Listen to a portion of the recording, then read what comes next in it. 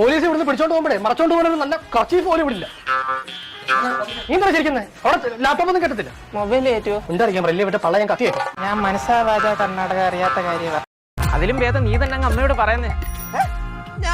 Birthday ആയിട്ട് അടിയൊന്നും കിട്ടത്തില്ലായിരിക്കും, നീ അങ്ങ് പറ. ചേടാ 1000 രൂപയ്ക്ക് എന്തെല്ലാം ചെയ്യണം? സൈക്കിൾ കണ്ടുപിടിച്ചോണ്ട് വരണം, അമ്മയോട് പറയണം, അടി കിട്ടാൻ നോക്കണം. എന്നാ പിടിച്ചേ, ഇത് നീ ഡീലേ. സൈക്കിളിന്റെ കാര്യം ഞാൻ നോക്കണം. ചെല്ലേ ചെല്ലേ. എനിക്ക് നല്ല പേടിയുണ്ട്. നീ ധൈര്യമായിട്ടിരിക്കണ്ട, പേടിച്ചോ? എടാ ജോർജെ, നിന്നെ ഞാൻ കാശേപ്പിച്ച മാസാവസാനമായിട്ട് എടുക്കാൻ കാശില്ലാണ്ട് നുള്ളിപ്പെറുക്കി സാധനം മേടിക്കാൻ കാശ് തന്നപ്പ നിങ്ങൾ രണ്ടുപോയി പുട്ടടിച്ചേക്കണം. അയ്യോ പുട്ടല്ല, പോപ്കോൺ ആയിരുന്നു. ഞാൻ പറയാം, ഇത് സാബു, ഇത് ഷാജി അല്ലേ?